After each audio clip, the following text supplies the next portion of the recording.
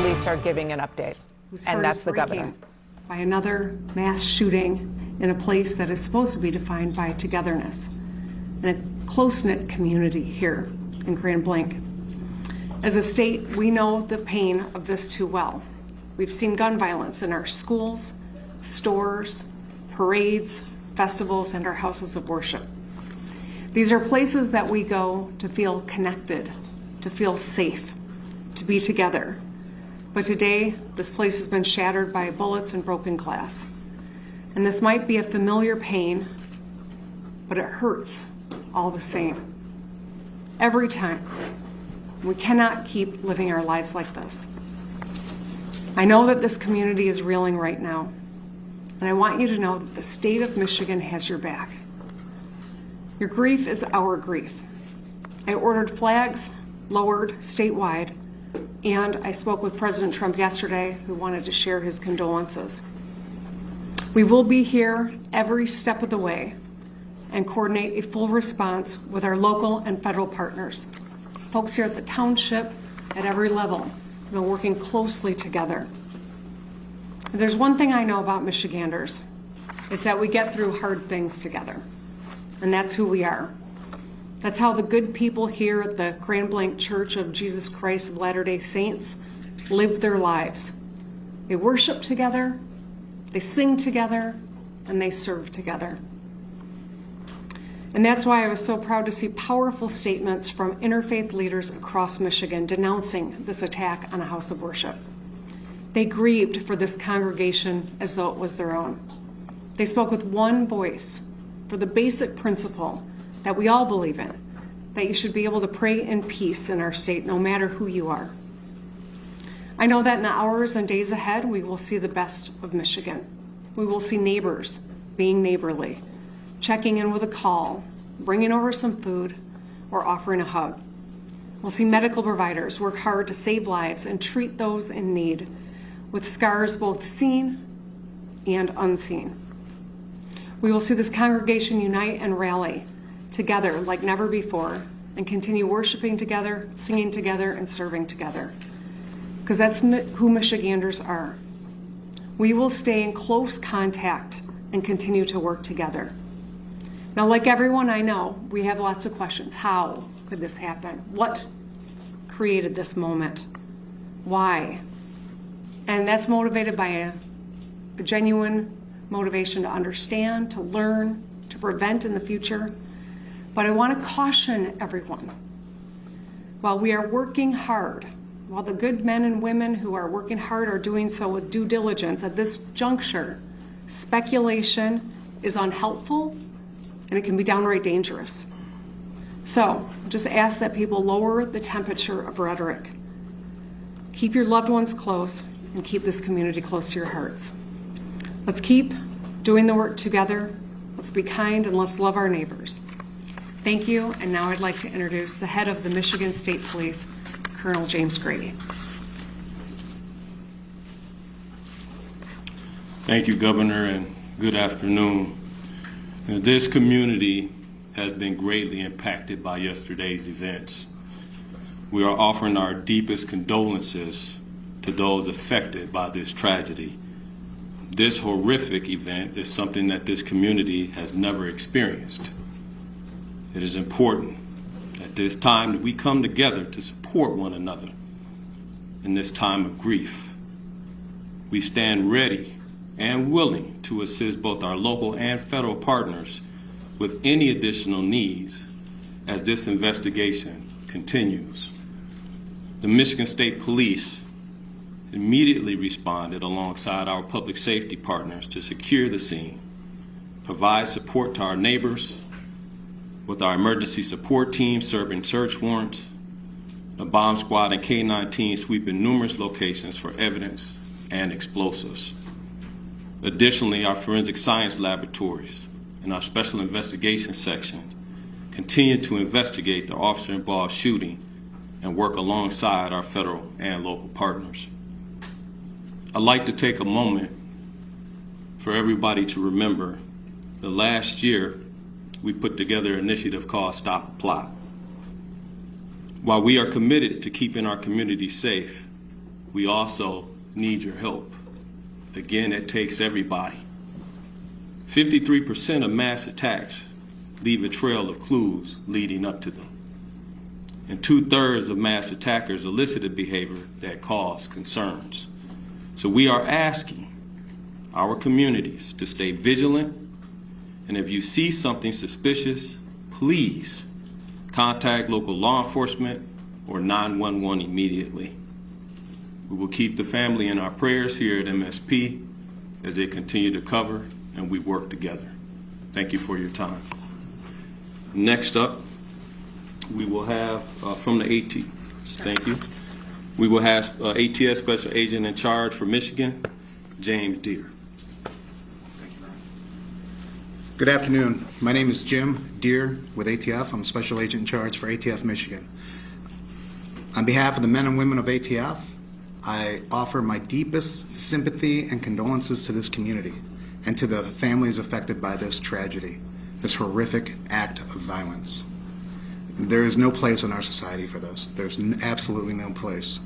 But it's become all too common, and as we know, we have become more and more desensitized. This community is hurting, and we are here to help them heal. As part of that healing process, ATF has brought in their national response team. This is a cadre of world-renowned investigators for arson and explosive incidents. They have been used all over the world, and they come from places as far as California, Hawaii, and they're here in Michigan now. They arrived last night, they've briefed, they're examining the scene, and that is what they're doing at this point. From ATF's perspective, I would encourage the community not to travel by the church. Those roads have been blocked off and access is controlled. While that might be a little disheveling for folks, we need that scene security for our investigators as they dig out this scene. So with that in mind, that's our ask for the community. We are also looking at improvised explosive devices that were recovered during this investigation and looking towards that end as well.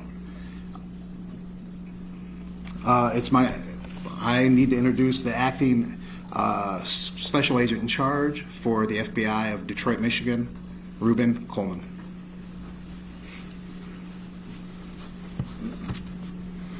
My name is Ruben Coleman. I'm acting special agent in charge of FBI Detroit Field Office, which represents the entire state. At this time, we wanted to provide an update on our investigative efforts regarding yesterday's tragic shooting at the Church of Jesus Christ of Latter-day Saints in Grand Blanc, Michigan. First, I want to express my gratitude for all the cross-agency collaboration between our federal, state, and local partners. Their support has been outstanding and critical to this investigation.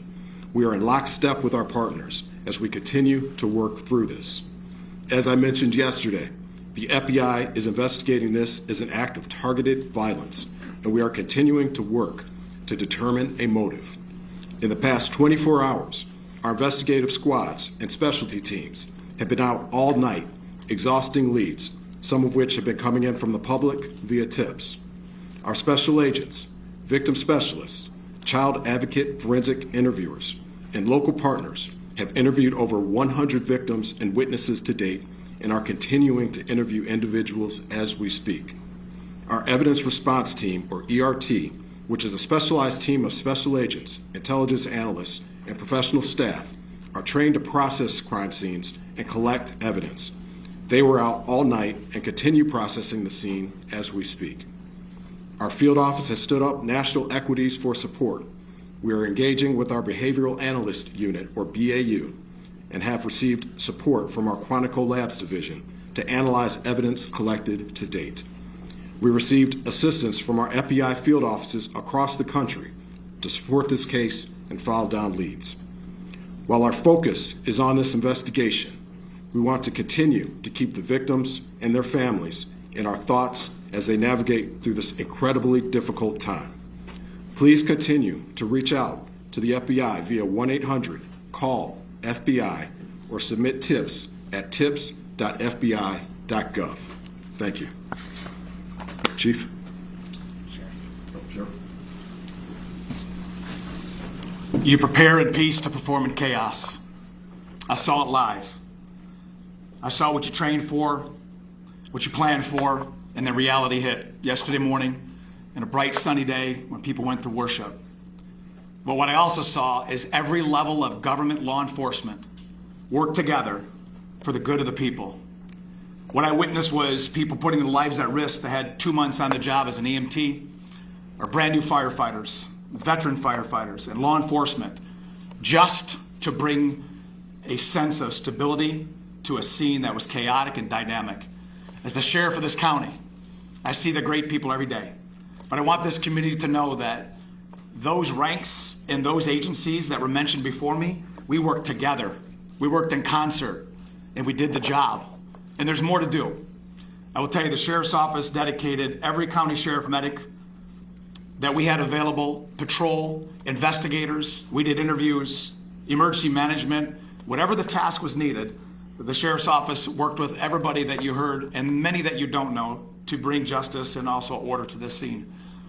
But I will tell you, the days are continuing. We have 31 marked cars on as we speak, making sure schools that are in session, in churches that are planning Bible studies, regardless of faith-based, that they will be protected. Anybody who calls in, we will be there like other law enforcement to settle the community and bring a sense of calmness to people. There is an uncertainty, but law enforcement, especially the sheriff's office, will bring that to you. I will tell you that there are noble heroes who do not wear a uniform that went to that church yesterday. You're going to hear their stories as we lay out this case with law enforcement, but I will tell you this, those heroes from that church did their job. And it was led because of a police department. So law enforcement from this township is led by a chief who demonstrated leadership right out of the gate. And my honor is to announce him as the final speaker, Chief Rennie of Grand Blanc Township. Thank you, Sheriff. Evil. This was an evil act of violence. That's exactly what this was. And this is not Grand Blanc. This does not define Grand Blanc and who we are. We are a community, and I am confident that together we're going to build a stronger community due to this incident. Now, an update. This left 5 people dead, 8 people injured. As I said, this is an evil act and does not define Grand Blanc or who we are. At this time, what we know is everyone has been accounted for. We still are in the process of clearing out that church, but at this time, everyone is accounted for. We ask that you stay away from the scene. Let us work to clear this call so then we can get back to normal. That's what we all want. Grand Blanc Township police officers, the community of Grand Blanc Township, we're hurting. And we know that you are hurting as well with us. I want to remind you that we had the Family Assistance Center open. They will be open Monday and Tuesday at the Genesis Athletic Club from 8 a.m. to 8 p.m. That address is 801 Health Park Boulevard, Grand Blanc, Michigan 48439. Seek service, let's come back together and be stronger together and better. I'll open it up at this time for any questions. Sir. I have a question. When it comes to the act of violence, can you define why that is considered an act of violence and not something more serious like terrorism? I will let Agent Coleman speak to that particular question. Yes, as of right now, we are calling it an act of violence as this is an investigation that is continuing. We are continuing to receive leads. We're continuing to run down all information. And once we're able to ascertain definitively what we have, that's when we'll make those statements. But as of right now, this is an act of violence. Thank you. Can I follow up on that, please? You called this an act of targeted violence. Can you tell us who you believe the target was? A specific person, the LDS Church, another group? Well, as of right now, again, as this is an ongoing investigation, what I would say is when I say targeted violence, I mean targeted within our state and within our community. Right now, what we are here for are the families and the victims, and we're going to work diligently in order to make sure we can bring closure for them as well. So can we Speaking about the motive, there was some chatter that the suspect's ex-girlfriend was a Mormon or something of that nature, chatter online about that. Is that something that you can speak to or any possible motive? That is something I cannot speak to at this point in time.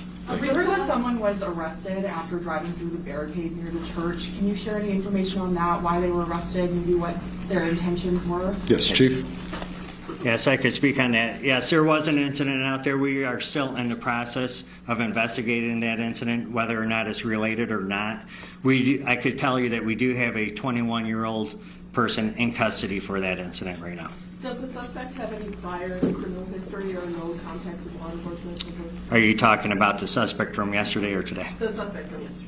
The suspect from yesterday has been arrested by law enforcement in the past. And the 5 dead, does that include the suspect or is that another? The 5 dead includes the suspect. Can you give any details on what those prior arrests were? Burglary and OWI. What agencies? Can you tell me? That I can't give you 100%. Chief, what do we know? Terry. No, so I just want to clarify, no more victims. We searched the church and We have not completed search in the church, but as we know, everyone has been accounted for. That's going to be all the questions that we answered today. If you, this is our last press conference. If there's other pertinent information that develops, we will let you guys all know and post that on our social media account, Grand Blanc Township Police Department Facebook page. Thank you. That was a press conference that we were just listening to from Grand Blanc, Michigan, about the deadly attack there yesterday and on a church there. I want to bring in CNN's Michael Yoshida, who is there in Grand Blanc. Michael, what we learned was there are 5 dead. I'm not sure, and you can tell me if that includes the shooter, 8 injured, and everyone is accounted for, which is important since we weren't sure going into this press conference if there were still people missing. Dana, that's right. That's some of the big news out of that press conference. You mentioned the 5 dead. We did learn that does include the shooter. So 4 victims, 8 others injured. And that good news out of this is that everyone else accounted for now. We know that heading into late last night, searches were stopped at the scene of the shooting and church fire because they couldn't see. They needed to wait for sunlight to get back in there to search for any more potential victims. At that point, we had heard from a law enforcement source, potentially up to 7 people still unaccounted for. So now the law enforcement telling us those people have been accounted for. The investigation still ongoing here. You can see very expansive crime scene, active crime scene behind me. And now the big question that people keep asking is why? Why did this happen here in this community that sits about an hour's drive northwest of Detroit, Michigan? So much focus on a potential motive. Investigators not diving into that at this point, just saying that they've been speaking to over 100 witnesses and victims over the last few hours, that they're continuing to ask for help from the public as they dive into this shooter's background. 40-year-old Thomas Sanford, we're told, was an outdoorsman, a Marine veteran who lived in a nearby town. And as this goes forward, we have heard from the White House press secretary about potential conversations that are happening with the FBI director about a motive. The press secretary saying only, quote, all they know right now is this was an individual who hated people of the Mormon faith, and they're trying to understand more about that, and that the family members of the shooter are cooperating with investigators. But again, a very active scene here, as many in this community want answers following Sunday's deadly violence. Yeah, it's just horrific. Thank you so much, Michael, for that. I want to now turn to CNN senior national security analyst Juliette Kayyem. Juliette, this was, just to be specific, an attack on the Church of Jesus Christ of Latter-day Saints. And one of the things that you heard Michael mention was that the White House press secretary suggested that maybe there was a connection between the motive and the fact that this is an LDS church. But we were it was very clear that every single person talking at that press conference did not want to go there. What does that tell you? So I think we follow what happened out of the press conference. I don't know what the deputy press secretary actually knows in real time. This is an ongoing investigation, so I'll try to put the pieces together. The FBI says this is a targeted attack. That's absolutely clear. This is someone who focused on that church, rams the car in, kills at least one person by gunshot, and has pre-planned for explosives. In fact, I think more of the fatalities happened from the the fire. So this was, in other words, pre-planned. It may seem obvious that we would know what the motive is, right? And that's where we're being careful, because it would seem obvious that they're going after people of this church, of this faith. But the FBI is not willing to make that link because they haven't seen anything online, anything he said to the family. We may get that later. So that's the distinction. What's really important is whatever, if they do find that motive, it was not made to the public. It didn't seem to be part of his persona. And in this way, it's very similar to what we're seeing recently. Very, very quick radicalization leading to violence, not tied to any known movement or group. And that's the scary part of where we live right now. Juliet, thank you so much for being here and putting that in perspective.